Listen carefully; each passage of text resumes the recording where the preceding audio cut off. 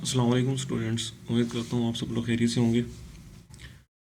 हमने एक lecture series start की थी जिसके अंदर हम 10th फिज़िक्स के न्यूमेरिकल्स को सॉल्व कर रहे थे। इससे प्रीवियस लेक्चर के अंदर हमने चैप्टर नंबर 10 के न्यूमेरिकल्स को सॉल्व किया था और आज के इस लेक्चर के अंदर हम चैप्टर नंबर 11 के न्यूमेरिकल प्रॉब्लम्स को सॉल्व करेंगे। तो लेक्चर को स्टार्ट करने से पहले अगर आप इस चैनल पर न्यू हैं तो इस चैनल को सब्सक्राइब कर दें और साथ में लगे बेल आइकन को भी प्रेस कर दें ताकि हर नई आने वाली वीडियो आपको बआसानी मिल सके। तो चलिए बगैर किसी देर के लेक्चर को स्टार्ट करते हैं। आज हम कर रहे हैं numerical problems chapter number 11 sounds के 8 इसके न्यूमेरिकल्स हैं जिसको हम वन बाय वन इसको सॉल्व करेंगे। सबसे पहला न्यूमेरिकल है 11.1। A normal conservation involves sound intensity of about 3.0 cross 10⁻⁶ watt per meter square. What is the decibel level for this intensity? What is the intensity of the sound for 100 decibel? एक normal conservation हो रही है, conversation हो रही है जिसकी जो sound intensity है वो 3 × 10⁻⁶ है। वो कह रहा है इस इंटेंसिटी के ऊपर डेसिबल लेवल क्या होगा, कितना होगा, या और क्या फाइंड करना है, what is the intensity of the sound for 100 decibel, और 100 डेसिबल पे जो साउंड की इंटेंसिटी होगी वो कितनी होगी, ये फाइंड करनी है। ठीक है बच्चे, आपके पास सबसे पहले इंटेंसिटी आपके पास गिवन थी। ठीक है, I इज इक्वल टू 3 × 10⁻⁶, ये आपके पास गिवन है, क्लियर है। और ये आई नॉट की वैल्यू आपके पास कांस्टेंट है जो कि आपने याद रख लेनी है, 10⁻12 वाट पर मीटर स्क्वायर। ठीक है, पहले आपने फाइंड करना है साउंड लेवल। फर्स्ट पार्ट के अंदर आपने क्या फाइंड करना है, sound level. What is the decibel level for this intensity. Intensity आपके पास गिवन है, आपने उसका साउंड लेवल फाइंड करना है। तो आपके पास साउंड लेवल का फार्मूला पता है कि क्या होता है, 10 log I/I0 डेसिबल्स के अंदर होता है। 10 × log I की वैल्यू हमारे पास गिवन है 3.1 3 × 10⁻⁶, और I0 की वैल्यू कांस्टेंट है जो कि 10⁻12 है। तो इसको डिवाइड करेंगे, डिवाइड करने से ये -12 है, ये ऊपर जाके प्लस का 12 होगा तो ये क्या हो जाएगा, -6 + 12 हो जाएगा। ठीक है, ये -6 + 12 होता तो प्लस का 6 बचेगा। तो इसी तरह यहाँ पे हमारे पास 10⁻6 बच गया। अब लॉग की प्रॉपर्टी है कि लॉग के आगे जो वैल्यू पड़ी होती है, जो आपस में मल्टीप्लायर होती है, वो जब लॉग हम दोनों के साथ लॉग लगाते हैं तो वो दरम्यान में प्लस आ जाता है। ठीक है, तो ये लॉग की प्रॉपर्टी है, ये मल्टीप्लाई को ख़त्म करके दोनों के साथ लॉग आ जाएगा और दरम्यान में प्लस आ जाएगा। सेकंड स्टेप के अंदर क्या हुआ है कि लॉग की प्रॉपर्टी है कि लॉग के आगे जो भी वैल्यू पड़ी होगी उसकी पावर में जो वैल्यू होगी वो लॉग के स्टार्ट में आ जाएगी। तो ये देखें 10⁻6 था तो ये 6 जो है वो लॉग से पहले आ गया। अब हमारे पास वैल्यू क्या हो गई है, 10 × log3 + 6 log 10 हो गया। ठीक है, अब ये कैलकुलेटर भी आपने सॉल्व कर लेना है। log 3 की वैल्यू आपके पास 0.4771 आ जाएगी, log 10 की वैल्यू 1 आ जाएगी। तो 6 को 1 से मल्टीप्लाई करेंगे 6, तो इसको आप जब सॉल्व करेंगे तो आपके पास जो साउंड लेवल आएगा इस इंटेंसिटी पे वो कितना है, 64.8 डेसिमल। सेकंड पार्ट था हमारा, हमने इसकी इंटेंसिटी फाइंड करनी थी, वही उसने साउंड, अब उसने साउंड लेवल दिया हुआ है, इंटेंसिटी फाइंड करनी है, यानी कि उसी का रिवर्स हो गया। पहले उसने इंटेंसिटी दी हुई थी, हमने साउंड लेवल फाइंड करना था। अब हम उसने साउंड लेवल दिया हुआ है, हमने इंटेंसिटी उसकी फाइंड करनी है। सो साउंड लेवल उसने 100 डेसिबल दिया हुआ है, तो हमारे पास साउंड लेवल का फार्मूला था 100 log I/I0 dB। हमने साउंड लेवल की वैल्यू पुट कर दी 100, 10 आ गया, log आ गया, आई हमने फाइंड करना है, हम वैसे का वैसे लिख देंगे। और IB की वैल्यू हमारे पास क्या है, IB की वैल्यू हमारे पास क्या है 10⁻−12, वो हमने यहाँ पे लिख दी। अब हमने क्या किया, ये 10 था, 10 इधर आके 100 की साइड डिवाइड हो जाएगा तो यहाँ पे भी 10 बच जाएगा, is equal to log I × 10⁻12 बच जाएगा। अब दोनों तरफ जब एंटी लॉग लेंगे, एंटी लॉग अप्लाई करेंगे तो यहाँ पे हमारे पास 10 से इसको जो है वो क्या कर देंगे, 10 की पावर कर देंगे। ठीक है, जब भी हम एंटी लॉग अप्लाई करते हैं, और इस साइड पे जो एंटी लॉग होगा वो इस लॉग से कैंसिल हो जाएगा। क्लियर है, तो यहाँ पे हमारे पास डिवाइड में 10 की पावर -12 बच जाएगा। और ये 10 की पावर -12, ये देखिए यहाँ पे डिवाइड हो रहा है तो इस तरफ आके मल्टीप्लाई हो जाएगा। जब इससे मल्टीप्लाई हो गया इधर आके, और यहाँ पे 10 की पावर 10 है और ये 10 पावर -12 है, बेसिस सेम होती हैं तो पावर ऐड होती हैं। इसकी पावर 10 है, इसकी पावर -12 है, तो -12 + 10 होगा तो माइनस का 2 बचेगा। I is equal to 10⁻²। तो इंटेंसिटी की वैल्यू हमारे पास आ जाएगी 0.01 वाट पर मीटर स्क्वायर। तो इस न्यूमेरिकल के अंदर हमें क्या क्या गिवन था? फर्स्ट जो पार्ट था उसके अंदर हमें इंटेंसिटी गिवन थी और हमने उसका साउंड लेवल फाइंड करना था। सेकंड पार्ट के अंदर इंटेंसिटी हमने फाइंड करनी थी जबकि हमें साउंड लेवल गिवन था। 11.2 इफ एट इनारकली बाजार Lahore intensity level of the sound is 80 decibel. Intensity level उसने दिया हुआ है यानी कि SL आपको गिवन है 80 decibel. What will be the intensity of their, आपने उसकी इंटेंसिटी फाइंड करनी है। सेम फार्मूला आपने यूज करना है। साउंड लेवल आपके पास गिवन है। I0 की वैल्यू आपके पता है वो कांस्टेंट होती है 10⁻12, ये आपने याद रखनी है। साउंड लेवल का क्या फार्मूला है? Sound level is equal to 10 log I/I0 in, ये डेसिबल के अंदर होता है, ठीक है। तो साउंड लेवल की value 80 is equal to 10 log I is divided by I0 की वैल्यू ये है, ठीक है। और ये हमारे पास 10 है, 10 80 के नीचे आके डिवाइड हो जाएगा तो 8 बचेगा, is equal to log 1I/10⁻12। दोनों तरफ आप एंटी लॉग अप्लाई करें, एंटी लॉग अप्लाई करेंगे तो इसकी ये 10 की पावर हो जाएगी, 10 की पावर 8 इज इक्वल टू, ये एंटी लॉग लॉग से कैंसिल हो जाता है, I इज इक्वल टू 10⁻12 हो जाएगा। ये डिवाइड हो रहा है, इधर आके मल्टीप्लाई हो जाएगा, यहाँ पे 10 की पावर 8 है, यहाँ पे 10 की पावर -12 हो जाएगा, इज इक्वल टू I। तो ये हमारे पास बेसिस सेम है तो पावर ऐड होती हैं, 8 प्लस -12 होगा तो आपके पास माइनस का 4 बचेगा। तो I इज इक्वल टू 10⁻4 वाट पर मीटर स्क्वायर आपके पास इसकी वैल्यू है। तो ये 11.2 है, इसके अंदर आपको साउंड लेवल गिवन था और जस्ट आपने इसकी इंटेंसिटी को मेजर करना था। 11.3 at a particular temperature the speed of the sound in air is 330 meter per second. किसी पर्टिकुलर टेम्परेचर के ऊपर जो स्पीड ऑफ साउंड है हवा के अंदर वो 330 मीटर पर सेकेंड है। If the wavelength of a note is 5 centimeter, अगर उसकी वेवलेंथ लैम्डा जो है 5 सेंटीमीटर है, then calculate the frequency of the sound wave. वो कह रहा है आपने फ्रीक्वेंसी कैलकुलेट करें साउंड वेव की। Is this frequency in the audible range of the human ear. वो कह रहा है जो आप फ्रीक्वेंसी फाइंड करेंगे वो बताएं क्या वो उस रेंज के अंदर है कि उसको आम आदमी जो है उसको सुन सकता है। सवाल की समझ आ गई?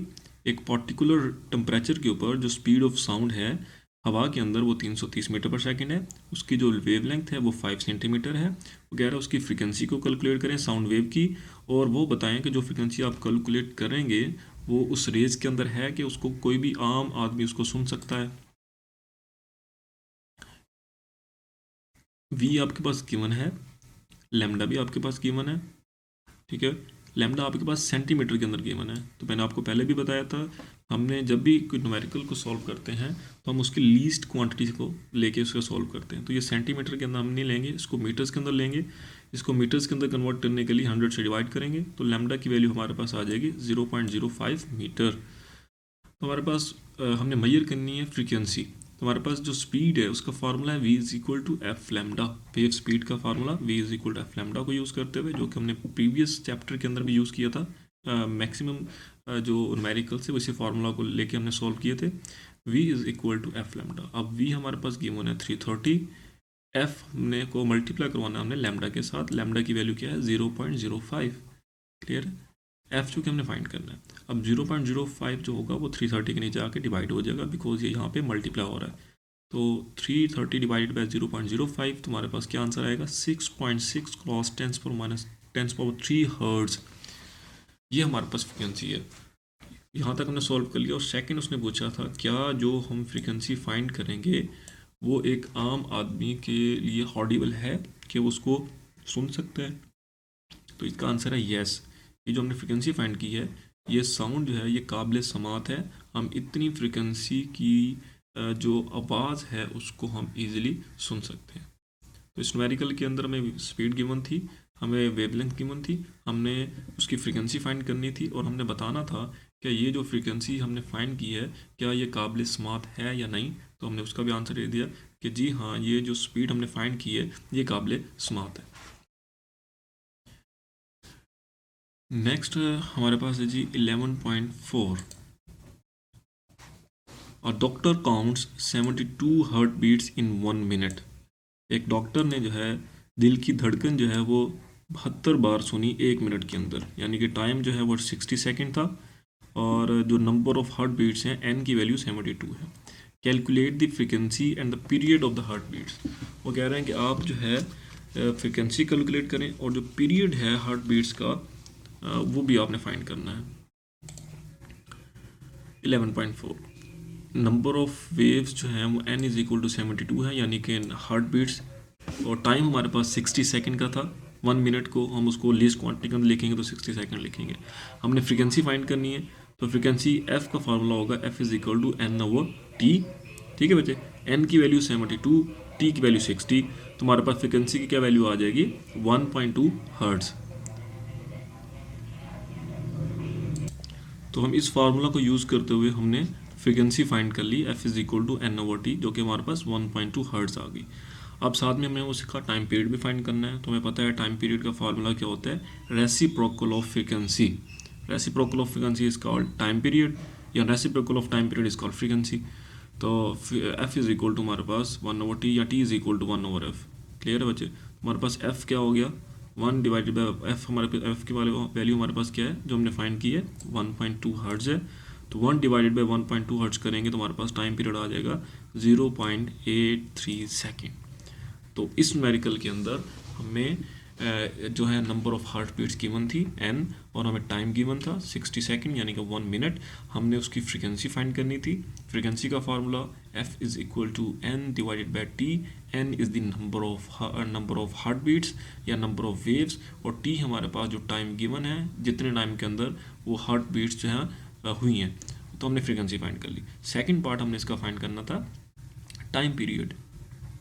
तो जब हमने फ्रीक्वेंसी फाइंड कर ली है तो टाइम पीरियड फाइंड करना हमारे लिए मुश्किल नहीं है, because time period is the reciprocal of frequency. तो t is equal to 1 over f, तो 1 divided by 1.2 is equal to 0.83 second. तो हमने इसी तरह इसका टाइम पीरियड भी फाइंड कर लिया।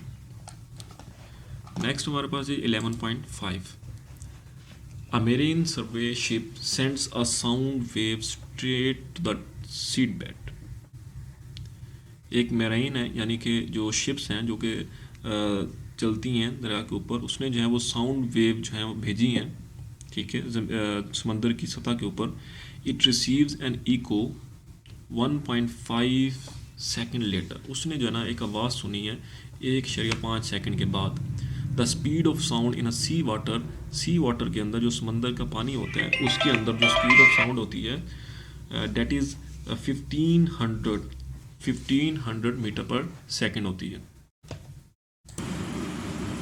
तो हमें जो है उसने जो है टाइम दे दिया 1.5 सेकेंड, ठीक है, और हमें उसने जो है वो साउंड, उसने जो स्पीड है वो भी हमें दे दी है 1500 मीटर पर सेकेंड है। हमने डेप्थ फाइंड करनी है सी पोजीशन से, ठीक है। 11.5 या 11.6 सॉरी 11.5 टाइम हमें गिवन है 1.5 सेकेंड। ये जो टाइम गिवन है that is the time period, ठीक है। यहाँ पे उसने हमें जो टाइम दिया हुआ है 1.5 second, that is the time period. हमें एग्जैक्ट जो टाइम कैलकुलेट करना है, टाइम पीरियड और टाइम में फ़र्क है। टाइम पीरियड ये होता है कि आपका इतने टाइम में इतने सर्कल जो है वो कर लेती है, ठीक है। तो एक टाइम होता है कि टी जो कैपिटल है that is the time period, and T small है डेट इज़ द टाइम। तो हमें यहाँ पे टाइम की ज़रूरत है, टाइम पीरियड की ज़रूरत नहीं पड़ेगी फार्मूला की, क्योंकि हमने पोजीशन फाइंड करनी है। सो टी टाइम पीरियड हमारे पास 1.5 सेकेंड है। अगर हम टाइम पीरियड की जगह टी अगर फाइंड करें तो अगर टाइम पीरियड को हाफ कर देंगे तो हमारे पास स्मॉल टी आ जाएगा। और वी हमें गिवन है, वेलोसिटी स्पीड गिवन है 1500 मीटर पर सेकेंड है। हमने पोजीशन फाइंड करनी है, तो पोजीशन का formula s is equal to v t. 1500 को मल्टीप्लाई करवाएंगे 0.75, तो हमारे पास क्या आंसर आ जाएगा 1125 मीटर, ठीक है। बिकॉज टाइम जो है सिर्फ एक साइड का जो है वो लिया जाएगा, बोथ साइड्स का नहीं लिया जाएगा। So that's why time period हमें गिवन था, टाइम पीरियड से हमने टी निकाला, वहाँ से हमारे पास स्पीड गिवन थी, और टाइम पीरियड और स्पीड के फार्मूला को यूज़ करते हुए इनको मल्टीप्लिकेशन करके हमने उसकी पोजीशन एग्जैक्ट फाइंड कर ली। Then 11.6 A student clapped his hands near a cliff and heard the echo after 5 seconds। एक स्टूडेंट है जो क्लैप कर रहा है कहीं आप कह सकते हैं खाली जगह पे या किसी ऊपर पहाड़ी पे चढ़ के जो है ना वो क्लैप कर रहा है, क्लैपिंग कर रहा है, तो उसे जो अपनी जो क्लैपिंग की आवाज़ जो सुनती है वो 5 सेकंड बाद सुनती है। What is the distance of the Cliff, वो कह रहा है जो डिस्टेंस है क्लिफ फ्रॉम द स्टूडेंट का जो डिस्टेंस है क्लिफ से कितना है। If speed of the sound is taken as 346 meter per second. उसने स्पीड ऑफ साउंड भी बता दी, उसने हमें टाइम पीरियड भी बता दिया। वो कह रहा है इतनी स्पीड है, इतना टाइम पीरियड है, आप डिस्टेंस मेजर करें कि स्टूडेंट और क्लिफ के दरमियान डिस्टेंस कितना है। ठीक है बच्चे, सिंपल सा है। हमें टी गिवन है, टी से हमने उसका स्मॉल टी फाइंड कर लेना है। 5 को 2 से जस्ट डिवाइड करेंगे 0.25। ठीक है, v is equal to velocity हमें गिवन है, स्पीड गिवन है 346 मीटर पर सेकेंड है। s हमने फाइंड करना है, s is equal to v t, v को मल्टीप्लाई करवाने से t से सेम इसी तरह जिस तरह 11.5 था 11.6 सेम एग्जैक्टली उसकी तरह। ठीक है बच्चे, इसी तरह हमारे पास 11.7 है, सेम वो भी इन्हीं दो न्यूमेरिकल्स की तरह है 11.5 एंड 11.6 की तरह। A ship sends out ultrasound the returns from the sea bed and detected after 3.4 second. Time हमें गिवन है और उसकी स्पीड भी हमें गिवन है, हमें डिस्टेंस मेजर करना है। सिंपल, ये हमारे पास टी कैपिटल है, इसको हमने डिवाइड करना है स्मॉल 2 पे, तो टी आ जाएगा और s is equal to v t करेंगे तो हमारे पास आंसर आ जाएगा। लास्ट न्यूमेरिकल है 11.8। The highest frequency sound humans can hear is about 20,000 hertz. एक आदमी जो है वो जितनी सबसे ज़्यादा फ्रीक्वेंसी की आवाज़ सुन सकता है वो 20,000 हर्ट्ज है, इससे ज़्यादा की आवाज़ नहीं सुन सकता। What is the wavelength of the sound air at this frequency at the temperature of 20 second. वो कह रहा है अगर ये फ्रीक्वेंसी है तो इस फ्रीक्वेंसी के ऊपर जो साउंड की जो वेवलेंथ होगी वो कितनी होगी हवा के अंदर, जबकि टेम्परेचर जो है वो 20 सेंटीग्रेड है। और उसके बाद कहते हैं what is the wavelength of the lowest sound can hear about, और हम कम से कम जो आवाज़ सुन सकते हैं वो 20 हर्ट्ज सुन सकते हैं। तो वो कह रहा है कि 20 हर्ट्ज के ऊपर वेवलेंथ कितनी होगी। Assume the sound in air is 20 centigrade. वो कह रहा है जो स्पीड ऑफ साउंड है वो 20 सेंटीग्रेड के ऊपर वो 343 है। पहले उसने कहा है कि हम ज़्यादा से ज़्यादा आवाज़ सुन सकते हैं 20,000, ठीक है, फ्रिक्वेंसी की। उसके अंदर कहता है वेवलेंथ फाइंड करें। फिर कहता है हम कम से कम आवाज़ 20 सुन सकते हैं, उसकी वेवलेंथ फाइंड करें। और कहता है जो हमारे पास जो स्पीड है वो 343 है। ठीक है बच्चे, तो सिंपल हमारे पास v हमें गिवन है, फ्रीक्वेंसी हमें गिवन है।